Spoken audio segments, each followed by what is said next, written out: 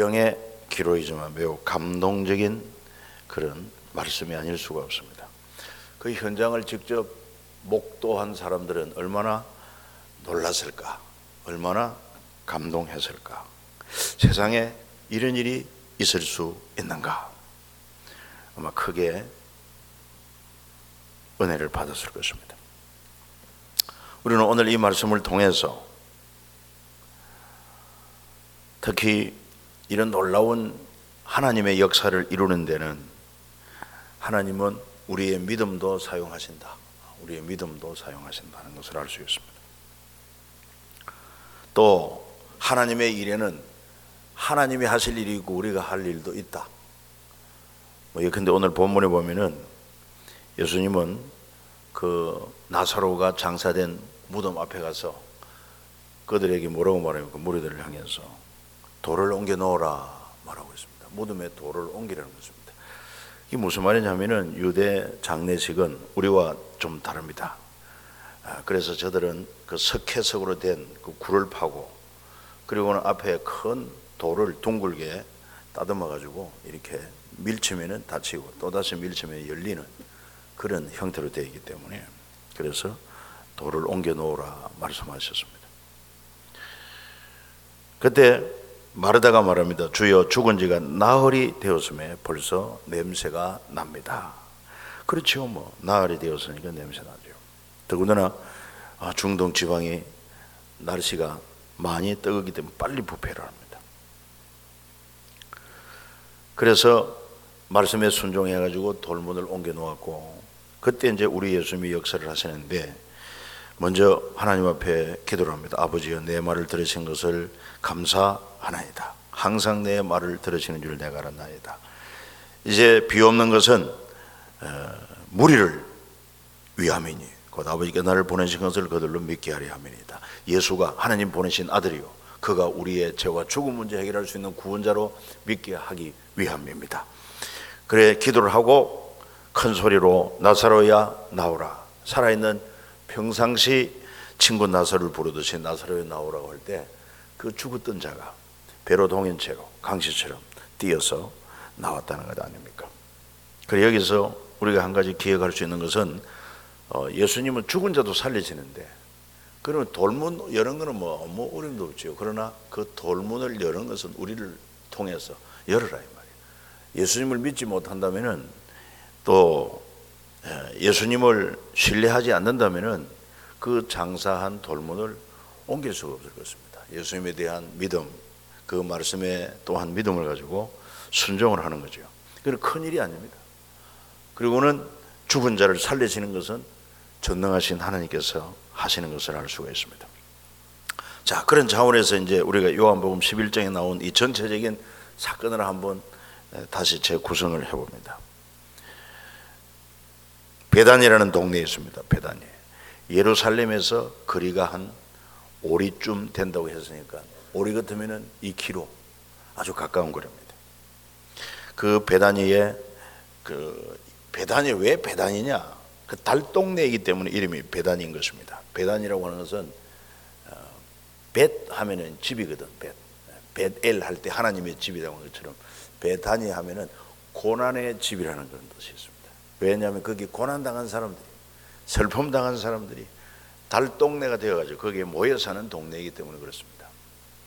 그래서 그 동네는 나환자도 있고 그랬어요. 음성 나환자. 그리고 부모 없는 고아들만 모여 사는 이 나사로, 그 다음에 그 두 누이 동생, 이런 자들이 모여 사는 그런 곳인 것을 알 수 있습니다. 그래서 그 동네에 나사로라 이름하는 자가 있었는데 그가 병들었다. 그의 동생은 마리아라고 그랬습니다. 여동생 마리아가 있고 큰 여동생이 마르다, 그 다음에 동생이 마리아인데, 그 마리아는 누구라고 소개하고 있냐면 향유를 주께 붓고 머리털로 주의 발을 닦던 자요, 이렇게 소개하고 있습니다. 그래서 예수님 머리에 기름 붓고 한 그 여인이 두 사람이라고 이렇게 이제 소개할 수 있는데, 하나는 분명한 사람은 바로 마리아인 것을 알 수 있습니다. 막달라 마리아는 찬송에도 예수님 저 항유를 부은 막달라 마리아 본받아서 나오는데 그거는 정확한 근거는 없습니다. 그저 막달라 마리아 것이다 해서 찬송 작사가 뭐 그렇게 기록한 것인데, 마리아는 틀림없는 나사로의 동생 마리아가 향유를 주께 붓고 머리털로 주의 발을 닦았던 여인인 것을 소개하고 있습니다. 그러면서 그 집에 큰 문제가 생겼습니다. 그 문제가 뭐냐면은 바로 그 집안의 가장 기둥되는 오라비가 병들어 죽게 된 것입니다. 그래서 급히 예수님에게 사람을 보내어서 부탁을 하죠. 그게 뭡니까? 주여 보시옵소서, 사랑하시는 자가 병들었나이다. 우리 여기서 한 가지 기억할 것은, 사랑하는 자도, 주께서 사랑하는 자도, 하나님께서 사랑하는 자도 병들 수 있다, 죽을 수도 있다. 이것을 기억해야 되겠습니다. 그렇기 때문에 함부로 우리 성도들이 큰 어려움을 겪고 있을 때 혹시 무슨 죄가 큰 죄가 있기 때문에 아닌가 이렇게 추측하지 말고 오히려 그들을 위해서 기도해주고 또 위로해주고 격려해줄지언정 함부로 우리가 사람을 판단하지 말아야 될 것입니다. 예수님의 제자들도 그런 근성이 있었어요. 그래서 남에서 소경된 자를 보고 저가 소경된 것이 자기 죄 때문입니까? 부모의 죄 때문입니까? 항상 이런 의식을 가지고 있는데 우리는 그래서는 안 될 것입니다. 물론 하나님은 아십니다. 누구의 죄 때문에 그런지, 또 하나님의 하시는 일을 드러내기 위한 목적도 있고 다양한 하나님의 뜻이 있기 때문에 그거는 하나님께 맡기고, 우리가 할 것은 위로하고 그리고 또 격려하고 우리는 사랑으로 손을 잡아줘야 될 것입니다. 그래가지고 예수님에게 사람을 보내가지고 주께서 사랑하는 자가 병들었나이다. 우리 예수님께서 이 땅에 오셔가지고 예루살렘에서 한 5리 정도밖에 안 되니까 이 가난한 달동네 가면은 사람들이 마음을 빨리 열어요. 그래 예수님도 기꺼이 그곳에 가서 그들의 친구가 되어주고 또 인생을 나누고 그렇게 했던 것을 알 수가 있습니다. 그때 예수님께서 그 소식을 듣고 하신 말씀이 바로 4절입니다. 4절 같이 한번 읽어주시기 바랍니다. 예수께서 들으시고 이르시되 이 병은 죽을 병이 아니라 하나님의 영광을 위함이요 하나님의 아들이 이로 말미암아 영광을 받게 하려 함이라 하시더라. 아멘. 그렇습니다. 이렇게 병에 걸렸지만, 죽을 병에 걸렸지만은 그것으로 인해서 죽음으로 불쌍하게 되는 것이 아니라 오히려 그 죽음을 통해서, 나사로의 죽게 되는 병을 통해서 예수님이 영광을 합니다. 어떻게 영광을 받습니까? 그분이야말로 우리를 죽음 문제 해결할 수 있는, 죽음도 다스릴 수 있는 부활의 주님, 생명의 주님이다 하는 것을 증거하는 좋은 기회가 되었기 때문에 그렇습니다. 그래서 여기서도 우리가 한 가지 기억할 게 뭐냐 하면은, 우리도 예수님의 친구요, 예수님의 사랑받는 그런 자들로서 우리 삶 속에 어떤 문제가 있든지 바로 예수님 앞에 이렇게 기도할 수 있는, 예수님 앞에 아뢰를 수 있는 그런 관계가 되는 것이 중요한 것입니다. 뭐 큰일은 큰일대로, 작은 일은 작은 일대로. 원래 기도라는 것이 단순히 무엇을 구하는 것만은 아닙니다. 기도는 주님과의 교통의 수단입니다. 대화 같다고도 하지 않습니까? 대화. 그 대화가 뭐 항상 만나면은 뭘 달라고 그러면은 그 좀 뭔가 이상하지 않습니까? 그 대화는 꼭 그런 것만 아니고 의논도 있고, 그리고 감사도 있고, 사랑의 고백도 있고, 또 함께 주고받는 그런 교제, 즐거움이 있는 것입니다. 그래서 우리는 정말 이 주님이 지금 이제 나사로가 병들었을 때 그들은 예수님이 멀리 계시니까 아마도 정확한 지형은 나오지는 않습니다만 갈릴리 지방으로 가셨지 않나 생각합니다. 그렇게 가셨지만 바로 시간 공간의 제약을 받아야 되니 예수님을 부르러 가는데도 시간 걸리고 예수님 돌아오는데도 시간이 걸리고 그렇습니다. 그러나 지금 우리는 그렇지 않습니다. 우리 주님은 이제는 영으로 임하여 계시기 때문에 시공을 초월하여 계시고, 그리고 약속하신 것처럼 우리 마음을 성전 삼고 우리와 세상 끝날까지 영원토록 함께 하시겠다고 약속을 하신 거 굳게 믿으시기를 바랍니다. 그래서 진정한 우리의 믿음의 절정은 어디 있느냐? 그저 성경의 지식적으로 동의하는 것뿐만 아니라 그 실제적으로 성경이 말하는 것처럼 성경이 증거하는 대로 내 몸을 성전 삼고 내 안에 와 계신다고 하는 것을 이게 이제 삶으로 의지하고 삶으로 고백하고 삶으로 이분을 인정하고 그리고 그분에게 의지하고 그분에게 순종하는 이런 신앙이 되어야 이게 참 신앙이다, 그렇게 말할 수가 있습니다. 그러니까 주님이 늘 나와 함께 계시니까 여러분 문제가 있을 때 이분을 의지하지 않는다면 어떻게 신앙으로 하겠습니까? 예수를 믿는다고 할 수 있겠습니까? 그분은 나의 주가 되시고 나의 왕이 되시고 전지전능하신 분으로 능치 못함이 없는 분으로 그렇게 믿는다면 범사에 문제가 있을 때마다 주님 불러야 됩니다. 주님 불러야 되고 그리고 또 의논하고 그리고 교통교제를 해야 됩니다. 그래서 뭐 문제 있을 때는 말할 것도 없지만 문제가 없을 때라도 하나님이 주신 여러 가지 은혜로 인하여 그런 은혜가 깨달아질 때 감사를 고백하고 싶을 때 주님 참으로 감사합니다. 뭐 갑자기 내가 이렇게 건강한 게 감사하면은 이렇게 다른 사람이 병원에 가보면 수없는 사람들이 입원해 있고 고통 중에 있는데 이렇게 참 건강을 주셔서 감사합니다. 이것도 주님과 좋은 기도의 내용이 되지 않습니까? 그리고 다양하게 얼마든지 표현할 수 있습니다. 그래서 주님은 이걸 원하시는 것입니다. 원래 우리를 만드신 목적도 사랑의 교제를 위해서 만들어도 그랬잖아요. 그래서 에덴 낙원을 창설하시고 거기에서 함께 교제하며 살기를 원하셨던 게 이게 하나님의 중심이었는데 이 사탄이 그냥 개입을 해가지고 사람을 유혹하고 미혹하고 그래서 하나님 말씀 불순종한 것 때문에 그래서 죄를 범했죠. 그러니까 거룩한 하나님이 죄를 용납할 수 없으니까 결국은 에덴 동산에서 추방을 했지만 하나님 다시 찾아오지 않습니까? 찾아와서 그래서 성소를 만들게 하고 죄인이 하나님 앞에 나오는 그런 통로가 바로 성소의 역할이고 그리고 그 죄인이 죄값을 치르는 것이 바로 속죄 제사, 그 제사를 집례하는 게 바로 제사장. 요즘 우리가 새벽마다 그 말씀을 하고 있는데 이런 과정을 통해서 구약은 모형이지만 실제 대신 예수 그리스도를 통해서 예수님이 십자가에 흠도 점도 없는 생명되는 피를 흘려주심으로 우리 죄를 단번에 속죄하시고 그리고는 죄 없다, 너는 의롭다 인정하시고 예수의 영이 우리 마음 가운데 와 계신단 말이에요. 얼마나 감사한지 모릅니다. 여러분 이 예수를 절대로 소홀히 하지 말고 예수님을 천대하지 말고 무시하지 말고 정말 나의 주님이 나의 왕이시 그리고 나의 좋은 친구 되시고 목자 되신 주님을 여러분 인격적으로 모시고 이분과 함께 동행하는 삶이 되기를 예수 이름으로 축복합니다. 무슨 일이 있든지 자주 좀 주님 부르고 그리고는 알콩달콩 주님과 이렇게 교제하기를 주님이 그렇게 원하는 거예요. 근데 너무 입이 무거우면 안 돼요. 입이 무겁지 말고 언제나 수시로 모시로. 그래서 우리도 이런 문제가 있을 때 주님 앞에 아뢰자. 그런데 예수님께서 이렇게 지금 사람이 죽게 되었다고 함에도 주님께서 바로 내려가지 않습니다. 6절에 보니까 그 계시던 곳에 이틀을 더 유하셨다, 이렇게 성경 기록하고 있습니다.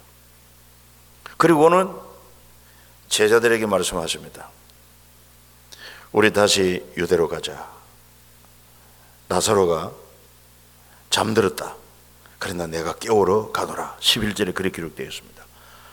사람은 지금 실체는 죽은 것입니다. 나사로 죽은 것인데 예수님은 뭐라고 말하는 죽은 자를 보고 죽었다고 하지 않고 잠잔다 그렇게 말씀하시고 깨워야겠다 말씀하십니다. 그러니까 제자들이 들을 때 아니 잠들었으면 그 당연히 깨어나는데 뭘 깨울 게 있습니까? 당연한 질문이죠. 그때 우리 예수님께서 말씀하십니다. 밝히 이르시되 14절에 나사로가 죽었느니라. 그래서 죽은 자를 보고 사람이 볼 때는 죽었는데 예수님 볼 때는 죽었다고 하지 않고 잔다고 이렇게 표현하신 겁니다. 이걸 보고 할렐루야 하는 사람들은 은혜가 있는 사람이고 미쳤네 이렇게 하는 사람은 불신앙인 사람, 은혜가 없는 사람인 것입니다. 여러분은 할렐루야입니까? 아니면은 놀렐루야입니까? 할렐루야가 되시기를 바랍니다. 정말 그렇지 않습니까? 죽은 자를 보고 말이요 잔다고 그리고 내가 깨우겠다고 이런 분이 어디 있습니까? 이런 분이 바로 우리가 믿는 주님 아니십니까? 그러면서 이제 내려왔습니다. 자, 때가 어느 때 왔습니까? 17절에 예수께서 와서 보시니 나사로가 무덤에 있은지 이미 나으리라. 장사 지난 지가 벌써 4일이나 되었다 이 말이에요. 여러분 때가 맞습니까? 틀립니까? 때를 놓쳤습니다. 사람의 생각으로 보면은 정말 주님은 제때 오지를 않았습니다. 그러나 사람의 때와 주님의 때는 다릅니다. 사람의 생각과 주님의 생각이 다르다고 했습니다. 마치 하늘이 땅보다 높은 같이 내 길은, 내 생각은 너의 생각보다 높고 내 길은 너의 길과 다르다, 그렇게 말씀하신 주님. 왜 이렇게 빨리 급하다고 전달을 받았는데, 그러면 주님은 사실은 시공을 초월해서 말씀으로도 고칠 수는 있습니다. 말씀으로도. 그 백부장 하인을 고칠 때 주님 말씀만 하셔도 낫겠나이다 백부장이 고백하지 않았습니까? 그처럼 주님은 권능의 주님으로서 그분의 말씀에 권세가 있는 줄 믿었기 때문에 적어도 군대에 있는 사람들은 실감합니다. 그 상관의 명령이 얼마나 영향력이 있는지. 그대로 움직여야 됩니다. 마찬가지로 예수님은 당신은 바로 하나님이시기 때문에, 창조주이기 때문에 무엇도 말씀하시면 그대로 된다고 백부장 믿은 것처럼 예수님은 말씀으로도 나사를 고칠 수 있지만, 그러나 그렇지 않고 직접 오십니다. 오시되 병들어 죽어가는 그때 오시질 않습니다. 죽고 나흘이 지나서 왔던 것입니다. 우리 생각에는 왜 이제 오십니까? 그래서 마르다가 그런 하소연을 하지 않습니까? 21절, 마르다가 예수께 여짜오되 주께서 여기 계셨더라면 내 오라비가 죽지 아니하였겠나이다. 왜 이제 오셨습니까? 하는 그런 좀 원망이 서려 있는 고백이 아닐 수가 없어요. 그러면서도 그는 희망을 가지고 있는 게 뭐냐? 22절에 그러나 나는 이제라도 주께서 무엇이든지 하나님께 구하시는 것을 하나님이 주실 줄 압니다. 그때 우리 예수님은 이런 이야기를 하십니다. 네 오라비가 다시 살아나리라. 네 오라비가 다시 살아나리라. 이것도 얼마나 위로가 됩니까? 소망이 됩니까? 그때 마르다도 상당한 믿음을 가지고 있습니다. 24절에 마지막 날 부활 때에는 다시 살아날 줄을 내가 아나이다. 그때 25절입니다. 같이 읽습니다. 25절, 26절. 예수께서 이르시되 나는 부활이요 생명이니 나를 믿는 자는 죽어도 살겠고 무릇 살아서 나를 믿는 자는 영원히 죽지 아니하리니 이것을 네가 믿느냐. 그때 마르다는 그렇습니다. 주는 그리스도요 세상에 오신 하나님의 아들이신 줄 내가 믿나이다. 이렇게 신앙을 고백하고 있는 것을 볼 수가 있습니다. 예수님의 이 말씀, 우리가 너무너무 잘 아는 요한복음 11장 25절 26절, 나는 부활이요 생명이다. 나를 믿는 자는 죽어도 다시 산다. 이 말씀이야말로 죽음의 슬픔, 죽음의 절망을 단번에 깨트리는 놀라운 생명의 언어가 아닐 수가 없습니다. 생명의 선포가 아닐 수가 없습니다. 그래서 우리는 이런 말씀을 보면은 참 자긍심이 생기는 거야. 자긍심. 내가 믿는 예수가 적어도 이런 예수다. 죽음을 깨뜨릴 수 있는, 죽음을 다스릴 수 있는, 통제할 수 있는 이런 주님이시다. 부활이요 생명이다. 이것을 선포하지 않습니까? 그 선포한 것이 그냥 헛된 말이 아니라 실체로 생명 되시고 또한 부활의 실체가 되신 우리 구주 예수 그리스도라고 하는 것을 이제 드러낼 때가 왔습니다. 증거할 때가 왔습니다. 그러면서 무덤으로 가자. 그래서 그 마리아 집에 이제 많은 사람들이 모였다고 그랬습니다.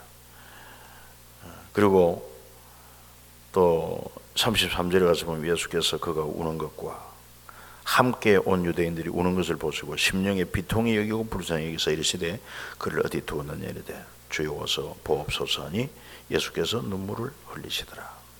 예수님도 우리와 같은 감정을 가지셨고 인성을 가지셨기 때문에 우리의 슬픔을 같이 슬퍼할 수 있는 주님이시다 하는 것입니다.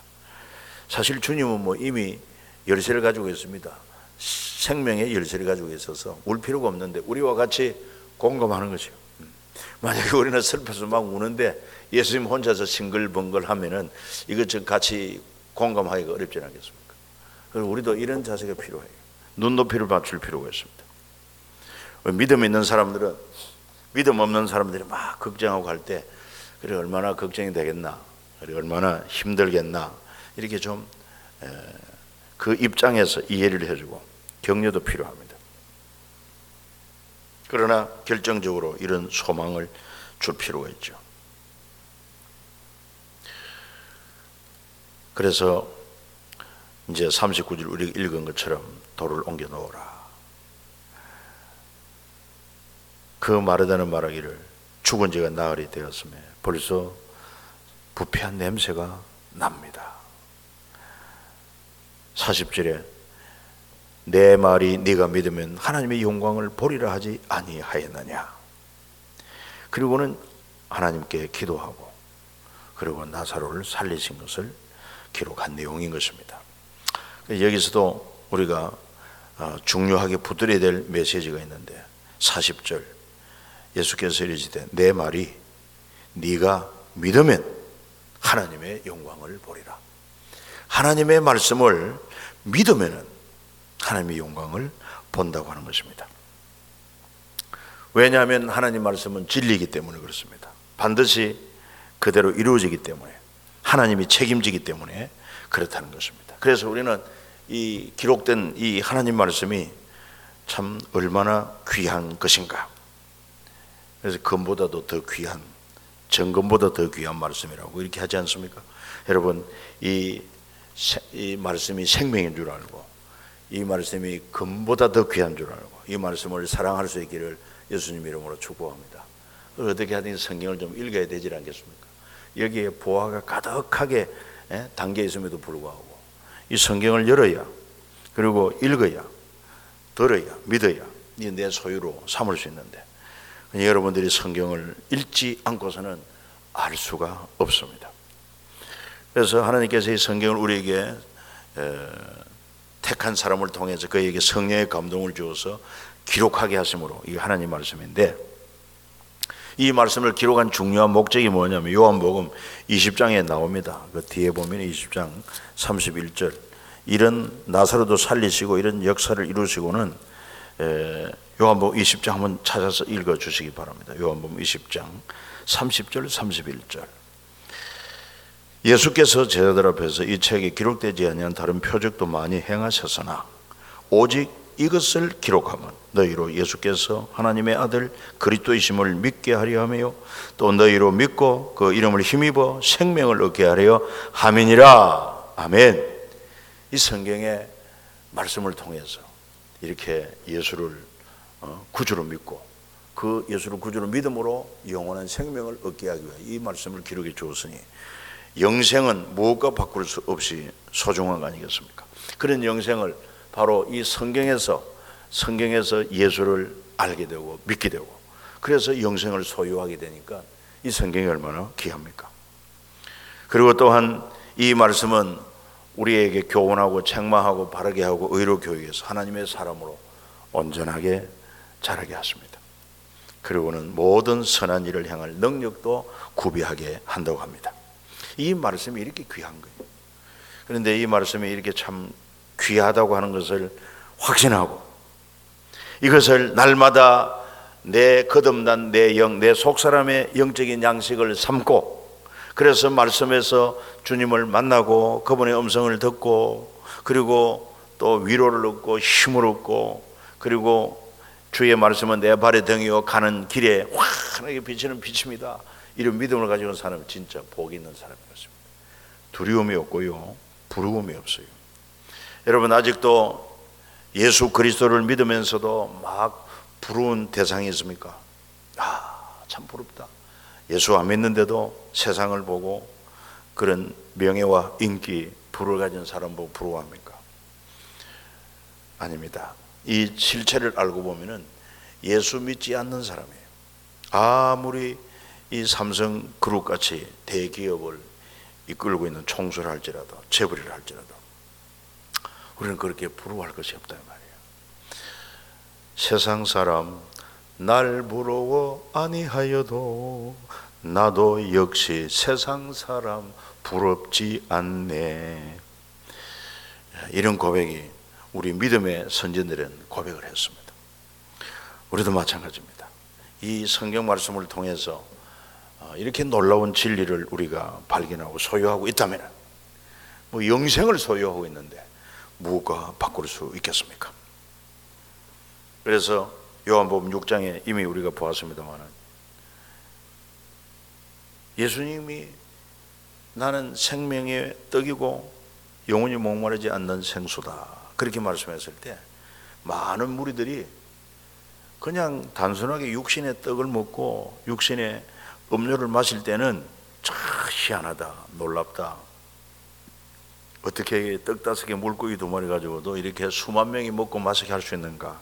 그 기적을 보고 참 신비하게 생각하고 육신의 배부름을 위해서 예수님을 따라다녔습니다마는 이제 예수님께서 그 본질적인 진리를 말씀할 때 나는 하늘로 내려온 떡이다. 내 살을 먹고 내 피를 마시지 않는 생명이 없다. 막 이렇게 나오니까 어렵도다. 누가 믿을 수 있느냐. 이래가지고 많은 사람이 떠난단 말이에요. 그때 예수님이 제자들 보고 너희도 가겠느냐? 너희도 가겠느냐? 물었습니다. 그때 제자들 중에 베드로가 뭐라고 말합니까? 주여, 영생의 말씀이 주께 있사온데 우리가 주를 떠나 네게로 가겠습니까? 이게 진짜 예수를 아는 것입니다. 진리를 아는 것입니다. 여러분, 이런 믿음의 사람이 되시기를 주 예수 이름으로 축복합니다. 그래서 지난주에 예수 믿는 증거라는 그런 말씀을 소개했습니다만 정말 이런 예수, 성경이 증거하고 있는 그대로 내가 믿고 확신을 갖는다고 하면은 대단한 믿음의 역사는 일어나게 되는 것입니다. 그래서 우리가 아직도 예수를 믿는다고 해도 이 말씀이 증거하는 그대로 예수님을 다 믿지를 못해서 때로는 세상 살아가는 동안에 조그마한 문제만 생겨도 조그마한 바람만 불어도 막 불안하고 염려하고 놀라고 두려워하는 이런 연약한 우리 모습이지만 여러분, 그러나 주님은 계속해서 이런 말씀을 통해서 우리 믿음이 자라기를 원하는 것입니다. 확신 가운데 살아가기를 원하는 것입니다. 오늘도 이 말씀을 통해서 내가 믿는 예수님이 누구냐? 죽음도 해결할 수 있는 부활의 주님이고 생명의 주님이다. 이것을 우리에게 지금 오늘 우리에게 확신을 시켜주는 것입니다. 이것이 지나간 과거의 역사가 아니고 지금도 살아있는 지금도 살아 역사하는 하나님의 생생한 생명의 말씀으로 믿음으로 받아서기를 축복합니다. 그런데 우리 믿음이 자랄 수밖에 없지 않습니까? 야, 주님은 우리 죄 문제도 해결하고 죽음 문제 해결할 수 있는 참된 구세주가 되는구나. 이걸 어디서 우리가 확신할 수 있겠습니까? 이렇게 말씀을 통해서 처음에는 의심도 하고 했지만 그러나 또 보고 또 듣고 믿음은 들음에서 나오고 들음은 그리스도의 말씀으로 말미암는다고 한 것처럼 이 진리의 말씀을 보고 들을 때 우리 믿음이 자라게 되는 것입니다. 그 믿음이 정금보다 더 귀하다는 거 아니겠습니까? 그래서 정말 여러분들도 오늘 주님이 말씀한 것처럼 나는 부활이요 생명이다. 나를 믿는 자는 죽어도 다시 살 것이고 무릇 살아서 나를 믿는 자는 영원히 죽지 아니하느니 이것을 네가 믿느냐? 믿습니까? 확신을 가지시기 바랍니다. 그냥 동의해 주는 정도가 아니고 체면치레 해주는 거 아니고 확신을 진실로 주는 부활이요 생명이십니다. 확신. 이런 확신은 비단 눈에 보이는 금은은 없더라 할지라도 은금은 없다 할지라도 내게 있는 것으로 네게 주노니 이 믿음을 전해주면 그 사람이 구원을 얻습니다. 죄인이 의인됩니다. 죄로 말하면 영 죽을 사람이 영생을 얻어서 천국 복을 누리게 되는 것입니다. 그리고 더 나아가서 이런 확신으로 병든 자가 있을 때 또 위에서 기도할 때 믿는 자들에게는 표적이 따르는 이 병든 자에게 손을 언전정 나으리라. 내가 살아계신 예수님을 확신하고 이제는 내 지혜 내 능력에 내 안에는 주님이 사신다. 그 주님을 확실히 믿고 그래서 병든 자의 손을 얹고 기도할 때 병든 자가 일어난다. 물론 다 여러분 그런 기적이 일어나는 건 아닙니다. 예수님도 마찬가지였습니다. 믿음 없는 데서는 예수님이 역사를 할 수가 없었어요. 그런 것처럼 우리가 이 믿음으로 정말 살아계신 주님을 증거하고 또 주님의 그 놀라운 능력을 체험하면서 우리가 살아야 될 것입니다. 여러분 담대하십시오. 세상에서 환난을 당할 때 주님이 말씀하십니다. 너희가 세상에서 환난을 당하는 담대 안에 내가 세상을 이겼노라. 세상을 이겼다고 하는 것은 세상 임금 마귀 사탄을 이겼다는 것입니다. 마귀 사탄의 죄와 사망 권세를 정복했다는 것입니다. 그러니까 이 예수님을 내가 믿으면은 우리도 승리자 아닙니까? 우리도 이긴 자가 되는 것 아닙니까? 그렇기 때문에 여러분 앞에 현실적인 좀 크고 작은 문제 때문에 그것 때문에 막 염려하지 말고 고민하지 말고 두려워하지 말고 부활의 생명 대신 그리스도께서 내 안에 계신다는 확신을 가지고 내가 산 것이 아니고 이제 내 안에 주님이 사신다는 이런 믿음을 가질 때 우리도 세상을 이길 수 있는 그런 승리자가 될 줄 믿습니다.